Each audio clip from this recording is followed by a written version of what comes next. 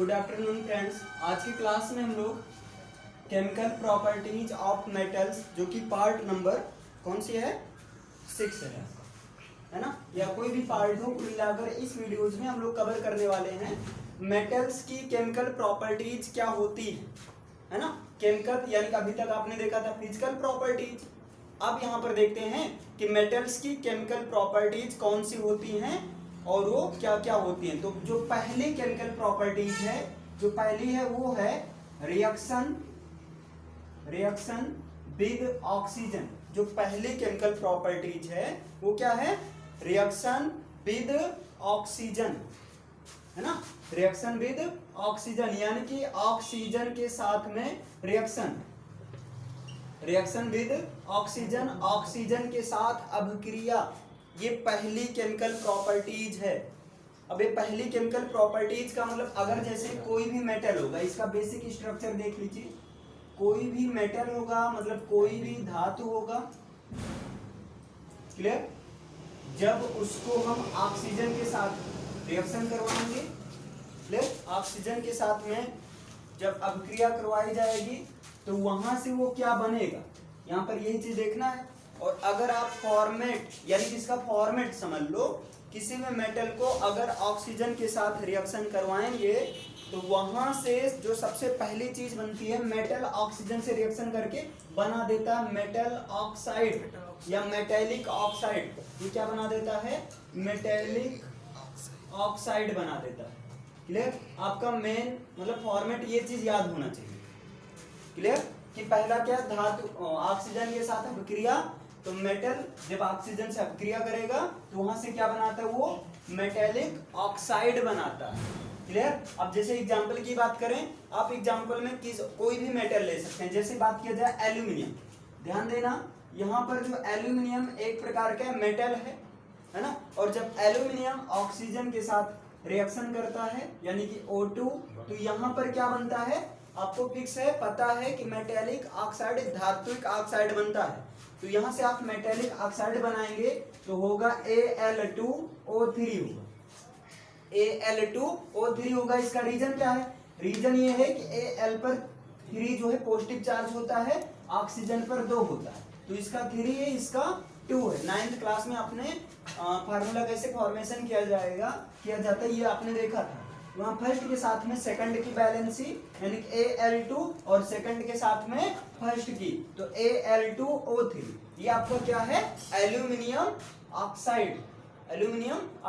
तो ये देखिए एल्यूमिनियम ये मेटल है और मेटल का ऑक्साइड बना। अब आपको बैलेंस भी करना है, तो यहाँ पर देखिए यहाँ Al 2 टाइम्स है, तो यहाँ भी 2 टाइम्स करने के लिए पहले लगा दिया गया। फिर यहाँ पर देखिए O3 और यहाँ कितनी बार है, O 2 ही बार है ना। अगर हम यहाँ पर 2 लगा देते हैं तो O 4 टाइम इधर हो गया, लेकिन यहाँ कोई अर्थ नहीं निकला, है ना। अगर हम यहाँ पर, अब समझिएगा, अगर यहाँ पर 3 लगा दिया जाए तो 3 2 जा 6, O इधर 6 टाइम है, यहाँ पर अगर 2 कर देंगे तो 3 2 जा 6, लेकिन Al 4 टाइम हो जाएगा, है ना। 6O दोनों तरफ इक्वल हो गया, लेकिन इधर Al जो है 4 टाइम हो गया, तो इधर भी 4 टाइम होना चाहिए। तो यहाँ पर 2 ना रखकर यहाँ क्या कर दिया जाए, 4 कर दिया जाए, बस ये हो गया बैलेंस। और सुनिए, जैसे एक्स्ट्रा नॉलेज देने के लिए, एक्स्ट्रा जानकारी देने के लिए आप यहाँ पर क्या कर सकते हैं, यहाँ लिख सकते हैं S, यही बगल में S, स्मॉल s, मतलब ये एल्यूमिनियम क्या आपका सॉलिड, यही O2 के साइड में आप लिख सकते हैं, यहीं पर आप लिख सकते हैं G, इट मीन्स ये क्या है, गैस है। क्लियर है ना, ये क्या है, गैस है। और यहाँ पर बन क्या रहा है, एल्यूमिनियम ऑक्साइड, तो यहाँ पर आप ब्रैकेट में क्या लिखेंगे, S, इसका मतलब ये जो बन रहा है वो आपका सॉलिड सब्सटेंस है। क्लियर है ना, ये तो पहला एग्जांपल हो गया। और देखिए आप कोई भी मतलब मेटल्स में कोई भी आप मेटल्स ले सकते हैं। जैसे अगले मेटल्स की बात किया जाए, ले लिया जाए कॉपर, तो यहाँ समझिए कॉपर ले लिया गया, और कॉपर किसके साथ रिएक्शन करेगा, ऑक्सीजन के साथ। तो जब कॉपर ऑक्सीजन के साथ रिएक्शन करेगा तो यहाँ पर ये ऑक्सीजन यानी कि O2, तो यहाँ पर क्या बनेगा, कॉपर ऑक्साइड बनेगा। अब देखिए कॉपर ऑक्साइड यहाँ पर CuO ये होता है, यहाँ थोड़ा फार्मूला में भी कंफ्यूजन रहता है। अगर नॉर्मली कॉपर ऑक्साइड, चूंकि कॉपर का दो होता है ना, एक क्यूप्रस होता है और एक क्यूप्रस का 1 होता है ना, और एक होता है क्यूप्रिक होता है। क्यूप्रिक का होता है 2 होता है। तो आपको ये समझिए नॉर्मली कॉपर ऑक्साइड का फार्मूला ये चीज होता है। क्यों? कॉपर पर 2 होता है, 2 पॉजिटिव चार्ज है, ऑक्सीजन पर 2 नेगेटिव चार्ज, यहाँ पर 2, यहाँ पर 2, जब सेम रहते हैं तो उसको नहीं लिखा जाता। तो यहाँ पर हो गया कॉपर ऑक्साइड। बैलेंस करना है तो यहाँ पर O कितने टाइम है? 2 टाइम है। तो यहाँ बैलेंस करने के लिए इसके पहले क्या लगा देंगे? हाँ याद रखना, आपको यहाँ 2 नहीं लगाना। अगर यहाँ आप 2 लगा देते हो तो फार्मूला चेंज हो जाएगा, है ना, तब ये कॉपर ऑक्साइड का फार्मूला नहीं रहेगा भाई, गलत हो जाएगा। इसलिए यहाँ पर 2 लगाएंगे। इसके पहले हम कोई भी नंबर ऐड कर सकते हैं, फार्मूले में चेंज नहीं कर सकते, डन है ना। तो यहाँ पर आप 2 लगाइए, तो इससे देखिए Cu, यहाँ Cu भी 2 टाइम हो गया। तो जब Cu को बैलेंस करने के लिए Cu के पहले आप 2 लगा दो, तो इस तरह से ये बैलेंस हो गया। अब एक्स्ट्रा नॉलेज देना है तो आपको यहाँ लिख दीजिए S, मतलब ये सॉलिड था, यहाँ लिख दीजिए G, मतलब ये गैस है, और ये जो बना आपका, ये क्या बना? Copper oxide. और ये जो कॉपर ऑक्साइड बना है ये आपका ब्लैक कलर का होता है, और ये सॉलिड सब्सटेंस। क्लियर है ना? इतना समझ में आया? तो इस तरह से यानी कि जब कोई ये पहली आपकी केमिकल प्रॉपर्टीज है, ये फर्स्ट आपकी केमिकल प्रॉपर्टीज, इतना समझ में आया?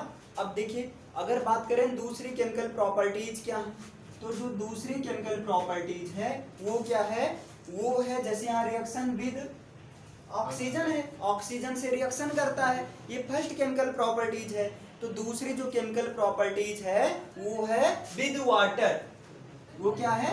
विद वाटर, यानी कि रिएक्शन विद वाटर, वो वाटर के साथ में रिएक्शन करता है। वाटर का फार्मूला होता है H2O, मतलब कोई जो मेटल होता है वो किसे रिएक्शन करता है?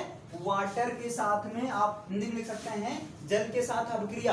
अब यहाँ पर देखिए कैसे समझेंगे, जैसे कोई आपका मेटल है, कोई तो मेटल होगा ही फॉर्मेट, और ये वाटर से रिएक्शन करेगा, और जब कोई मेटल वाटर से रिएक्शन करेगा तो वाटर में प्रेजेंट होता है हाइड्रोजन गैस, ऑक्सीजन गैस। तो इनमें से सबसे पहला नंबर तो हाइड्रोजन गैस निकल जाती है।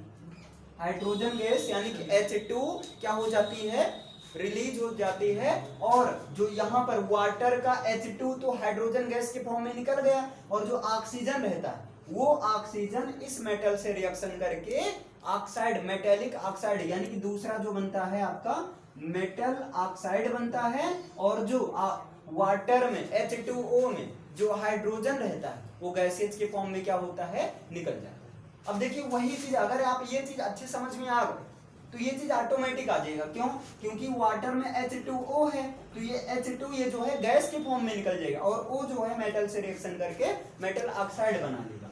क्लियर है ना? ये चीज आपका बनता है। अब देखिए यही मेटल ऑक्साइड, अब देखिए दूसरी कंडीशन क्या है, यानी कि ये मेटल ऑक्साइड जो आपका बना, अगर इस मेटल ऑक्साइड को फिर से आप किस में मिलाते हो? वाटर में मिलाते हो। जो आपका यहाँ मेटल ऑक्साइड बना, अगर इस मेटल ऑक्साइड को आप फिर से वाटर में मिलाते हो तो क्या होता है? तो वहां से बन जाता है मेटल हाइड्रोक्साइड बन जाता है। वहां से क्या बन जाता है? मेटल हाइड्रोक्साइड बन जाता है। अब कैसे बनता है? देखिए कोई भी आप एग्जांपल ले लीजिए, जैसे यहाँ पोटेशियम जो कि एक मेटल है और सॉलिड सब्सटेंस है ना। पोटेशियम आपका एक मेटल है जो कि क्या है? सॉलिड सब्सटेंस है। इसको हमें किससे रिएक्शन करवाना है?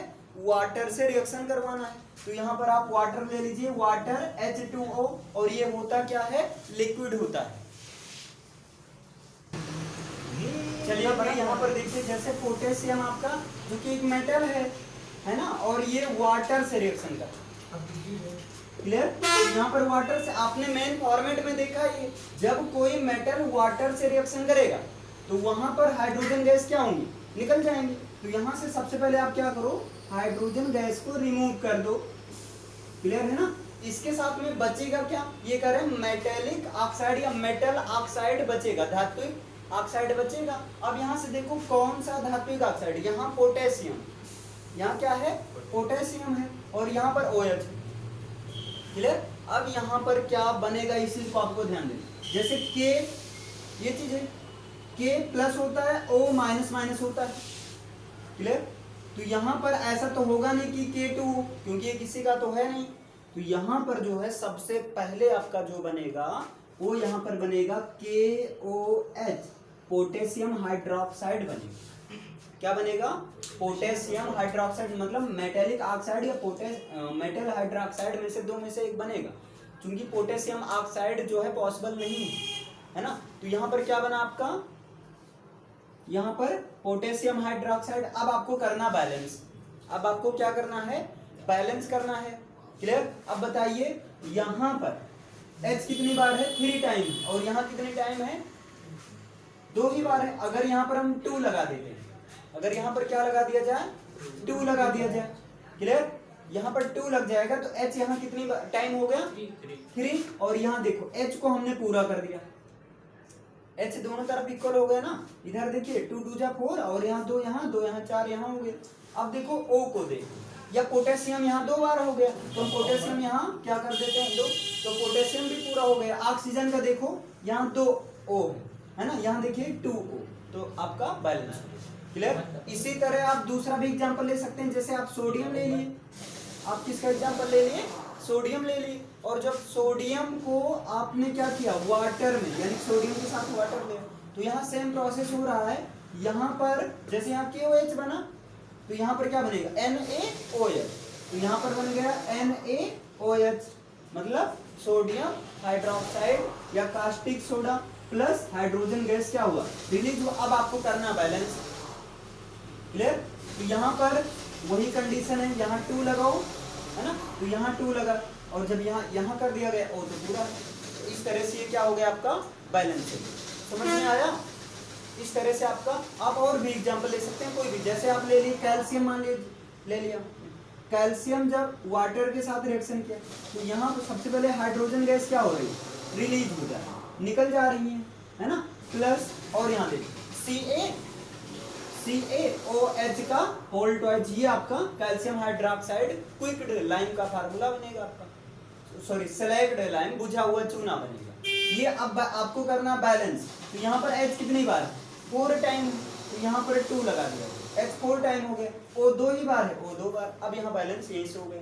क्लियर? आपका हाइड्रोजन गैस है, तो इस तरह से आप निकाल सकते। समझ में आया? यस।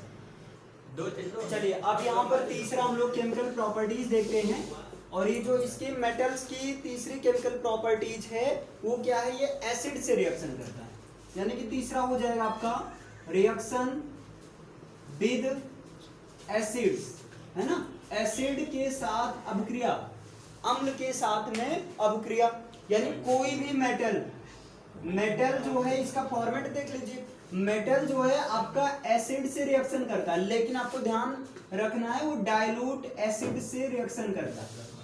मेटल जो आपका डाइल्यूट एसिड से रिएक्शन करता है, और जब डाइल्यूट एसिड का मतलब उसमें वाटर की क्वांटिटी ज्यादा हो और एसिड की क्वांटिटी क्या हो? कम हो। जब इसे रिएक्शन करता है तो वहां पर ये बनाता क्या है?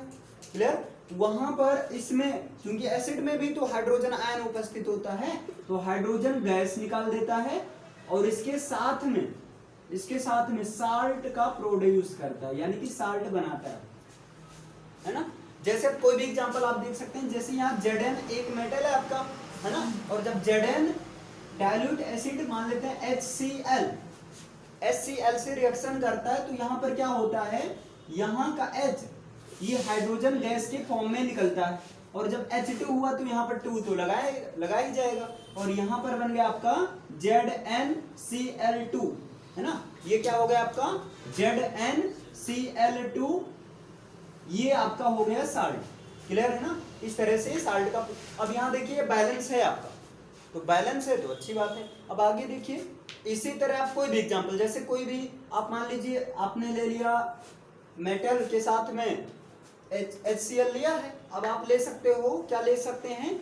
HNO3 भी ले सकते हैं, कोई दिक्कत नहीं है ना। लेकिन आपको थोड़ा ये ध्यान देना है कि अगर मेटल के साथ में हम क्या लेते हैं? HNO3 लिया जाए, ये याद रखना है, स्पेशल केस है। HNO3 लिया जाता है तो वहां पर साल्ट का तो प्रोड्यूस होता ही है, लेकिन साल्ट के साथ साथ में क्या मिलता है, वाटर H2O मिलता है, और इसके साथ में आपका मिलता है NO2, या जो है कभी कभी मिलता है N2O, लाफिंग गैस N2O, अभी बताया जा रहा है क्लियर। इस तरह से ये चीज आपका मिलता है ना। अगर किसी मेटल HNO3 का रिएक्शन करेंगे, जैसे आप कोई भी एग्जांपल ले सकते हैं, जैसे Ca प्लस HNO3, तो यहां से सबसे पहले ये क्या बनेगा, आपका साल्ट बनेगा। तो क्या हो जाएगा CaNO3, या आप यहाँ पर Na ले लीजिए, है ना। तो NaNO3 सोडियम नाइट्रेट, ये हो गया आपका साल्ट हो गया, है ना। इसके साथ में क्या बनाता है, H2O बनाता है ना। तो H2O बनाता है क्लियर। इसके साथ में N2O बनाते, ये चीज बनाना तो फिक्स है। अब आपको करना बैलेंस, है ना। यहाँ देखिए H2, तो यहाँ 2 हमने कर दिया, तो NO3 ये 2 बार हो गए, तो एक बार तो यहाँ आ गया है ना। और एक देखिए N2, है ना, और यहाँ पर हाइड्रोजन अब देखिए N2, यहाँ पर N2, यहाँ N कितनी बार है, एक यहाँ है, एक यहाँ है, यहाँ ओवरऑल कितनी बार है, 2 ही बार है ना। तो यहाँ पर अब ये देखिए N2O तो बनेगा नहीं, यहाँ क्या बनेगा NO2, क्यों, क्योंकि N एक ही बार है ना, यहाँ एक, यहाँ N 2 बार है, यहाँ एक यहाँ हो गया, एक यहाँ N 2 बार हो गया। अब देखो NO3, है ना, N तो पूरा हो गया, O यहाँ 6 टाइम है, यहाँ देखो 2 1 3 और 3 6, ये पूरा हो गया। Na यहाँ एक बार है, यहाँ भी एक बार है क्लियर। तो ये बैलेंस करने के अनुसार चाहे NO2 या तो आएगा या तो N2O आएगा, तो यहाँ नाइट्रोजन डाइऑक्साइड गैस आ रही है। तो इस तरह से ये चीजें। अच्छा, इसी समय आप देख लीजिए फोर्थ रिएक्शन क्या है। तो फोर्थ की बात करें तो वो यानी कि with solution of other metals, यहाँ पर आप लिख सकते हैं reaction with solution of other salts, clear है ना। अदर मेटेलिक साल्ट या अदर मेटल साल्ट्स, इसका मतलब क्या हुआ, वो किसी दूसरे मेटल साल्ट्स के सॉल्यूशन से रिएक्शन करता है। कौन, मेटल। जैसे अगर इसमें देखा जाए फॉर्मेट में, कोई मेटल है आपका, कोई आपका क्या है, मेटल है, और ये मान लीजिए आपका सॉल्यूशन, ये मान लीजिए साल्ट सॉल्यूशन ऑफ बी, मान लीजिए बी कोई दूसरा मेटल है, बी दूसरा मेटल है, ये दूसरा मेटल है। इसके सॉल्यूशन से जब ये रिएक्शन करता है तो यहाँ पर ये सबसे पहले नंबर साल्ट का तो प्रोड्यूस करता ही है ना, साल्ट का प्रोडक्शन होता है, लेकिन इसके साथ में जो अब जो बनता है साल्ट सॉल्यूशन वो ए का बन जाता है, यानी कि यहाँ पर बनता है साल्ट सॉल्यूशन ऑफ ए का साल्ट सॉल्यूशन प्राप्त होता है। कैसे प्राप्त होता है, एग्जांपल से आप देख सकते हैं। जैसे मान लीजिए यहाँ पर ले लिया जाए एक मेटल कॉपर ले लिया जाए, कॉपर जो कि एक सॉलिड होता है मेटल, है ना। इसके साथ में साल्ट सॉल्यूशन ऑफ बी, यानी कि बी का साल्ट सॉल्यूशन किसी दूसरे, जैसे आपका सिल्वर, जैसे आपका क्या होता है, सिल्वर होता है साल्ट, सॉरी मेटल होता है, इसका सॉल्यूशन तो AgNO3, यानी कि सिल्वर नाइट्रेट। सिल्वर नाइट्रेट पता है क्या होती है, जो जब जैसे चुनाव वगैरह होता है तो नाखून पर जो स्याही लगाई जाती है, चुनाव जब होता है, जब आप वोट करके आते हो तो एक देखो नाखून पर स्याही लगाई जाती है, वही होता है सिल्वर नाइट्रेट होता है ना, उसमें सिल्वर नाइट्रेट वो चीज है। तो सिल्वर नाइट्रेट की स्याही होती है, वहाँ AgNO3 हो गया आपका सिल्वर नाइट्रेट। जब ये रिएक्शन करता है तो यहाँ से सबसे पहले क्या निकल जाता है, साल्ट का प्रोड्यूस होता है। सबसे पहले किसका प्रोडक्शन होता है, साल्ट का प्रोडक्शन होता है। तो साल्ट CuNO3 का होल ट्वाइस, ये साल्ट आपका बनता है। तो यहाँ CuNO3 का होल ट्वाइस, क्योंकि ये फार्मूला है, फार्मूला तो चेंज किया नहीं जा सकता है, इसलिए NO3 यहाँ 2 बार हो गया, पूरा करने के लिए हम यहाँ 2 कर देंगे। इसके साथ में क्या बनता है, देखिए इसके साथ ये तो साल्ट आपका बन गया, है ना। इसके साथ में आपका बनता है, यहाँ पर मिस्टेक तो नहीं हो रहा है, हाँ, साल्ट का एक प्रोडक्शन होता है, और इसके साथ में, सॉरी भाई ये चीज नहीं होगा, इसके साथ में आपका मेटल बी अलग हो जाता है, सॉरी ये थोड़ा सा मिस्टेक हो गया था, जो दूसरा मेटल रहता है वो अलग हो जाता है। दूसरा मेटल मतलब समझ रहे हैं ना, ये जो Ng रहता चलिए यहाँ पर नहीं दिख रहा था, एक बार फिर से समझ लीजिए। देखिए जो फोर्थ आपका है ना रिएक्शन, यानी फोर्थ केमिकल प्रॉपर्टीज है वो reaction with solution of other metal salts, वो किसी दूसरे मेटल साल्ट्स से रिएक्शन करता है उसके सॉल्यूशन से। जैसे यहाँ कोई मेटल है और वो साल्ट यानी दूसरे मेटल बी के साथ में सॉल्यूशन, यानी कि दूसरा मेटल है उसका नाम बी है, उसके साल्ट सॉल्यूशन से जब रिएक्शन करता है तो यहाँ सबसे पहले साल्ट का प्रोड्यूस करता है और जो मेटल बी रहता है ना उसको अलग कर देता है। जैसे यहाँ Cu आपका एक साल्ट है, कॉपर है, और ये AgNO3, Ag दूसरा मेटल है ना, Cu आपका क्या एक मेटल है ना, और यहाँ Ag आपका दूसरा मेटल, इसकी सॉल्यूशन AgNO3 से रिएक्शन करता है तो यहाँ पर साल्ट बनाता है। ये आपका साल्ट है, clear, CuNO3 copper nitrate, NO3 का होल ट्वाइस कॉपर नाइट्रेट, इसके साथ मेटल बी को यानी कि सिल्वर को अलग कर देता है। तो जब Ag को अलग करेगा तो ये 2Ag के फॉर्म में बनेगा। तो इस तरह से आपका ये थी आपकी केमिकल प्रॉपर्टीज ऑफ मेटल्स। आपने देखा four chemical properties of metals. एक तो ऑक्सीजन से रिएक्शन करता है, दूसरा किससे रिएक्शन करता है, वाटर से, और तीसरा ये आपके सामने एसिड से, और चौथा किसी मेटल साल्ट्स के सॉल्यूशन से करता है ना। चलिए इसे लिख लीजिए।